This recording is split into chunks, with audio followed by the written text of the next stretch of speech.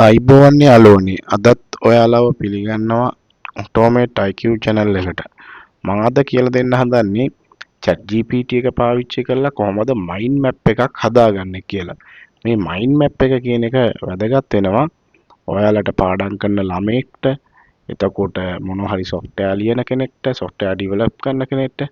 මම අද ඔයාලට කරලා පෙන්නන්න හදන්නේ කොහොමද chat GPT එකෙන් prompt එකක් generate කරලා ඒ ජෙනරේට් කරන්නේ අපිට මයින්ඩ් මැප් එක හදාගන්න ඕන ප්‍රොම්ප්ට් එක.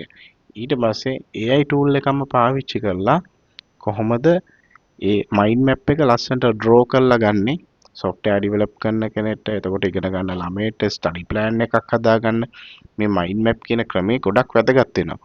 ඔන්න බලන්නකෝ, මම ඉස්සෙල්ලාම ChatGPT එකට දෙනවා give me an AI prompt to generate mind map for web-based HR system in a small company. මම මේකට දෙන්න හදන්නේ පොඩි කම්පැනි එකකට HR system එකක් web base එකක් ලියලා දෙන්න.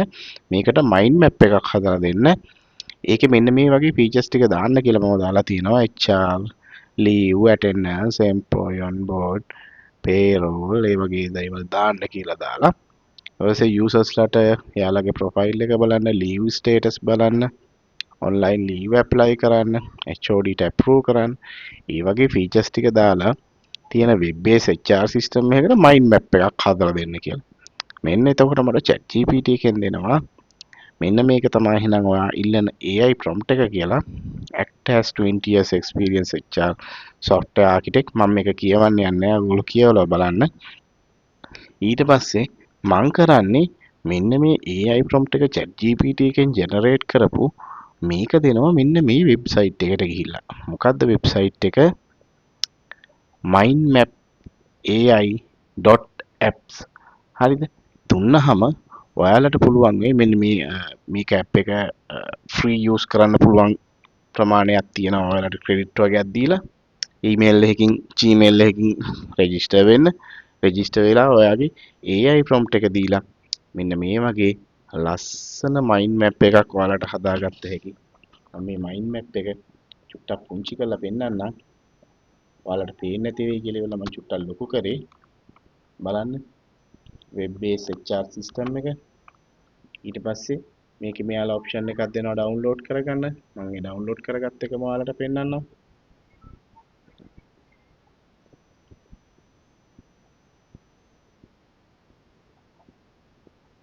මෙන්න තියෙනවා ඒ web based HR management system එක. එතකොට මේකේ හදලා තියෙනවා reporting analytics කියලා වෙලා attendance leave reports ඒ පැත්ත. එතකොට අපි මේකේ උඩින්ම පටන් ගමු. ඉස්සෙල්ලාම employee ගේ login වෙන පැත්ත, user roles and access control, එයා roles වගේක් හදලා තියෙනවා. එතකොට role based access එකක් දීලා ඒවැ visibility එක මොනවද තියෙන්නේ, work flows මොනවද ඒවැ යන්නේ, payroll officer, system admin මොන වගේ දේවල්ද, HO ඒ වගේ ටික ඒ පැත්තෙන් හදලා ඊට පස්සේ employee ගේ profile එකේ personal details, contact information. ඒ කියන්නේ මෙතනදී අපි ඉල්ලපු web based application එකේ තියෙන ඕන අංග ටික ඔක්කොම එයා add කරලා තියෙනවා. බලන්න මේ employee ගේ onboarding වලදී මොනවද වෙන්නේ ඒ part එක. ඇත්තටම software develop කරන කෙනෙක් HR management ගැන ඇත්තටම idea එකක් නැහැනේ. නමුත් එහෙම idea එකක් නැති කෙනෙක්ට උනත් පුළුවන් මේ වගේ විදිහකට mind map එකක් හදාගත්තාම ඒ mind map එක through ඔයාට අවශ්‍ය software එක develop කරගන්න. මේ බලන්න system security පැත්තත් මෙයා කල්පනා කරලා තියෙනවා.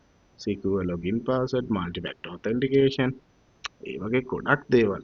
ඔයාලට මේ software එක ගොඩක් මේ AI prompt එකක් generate කරලා mind map එකක් හදාගන්න එක මම හිතනවා ගොඩක් වැදගත් වෙයි කියලා. මේ වගේ වැදගත් ලස්සන වීඩියෝ එක එකතු වෙලා ඉන්න Automate IQ subscribe කරලා තියාගන්න මතක ඇතුව.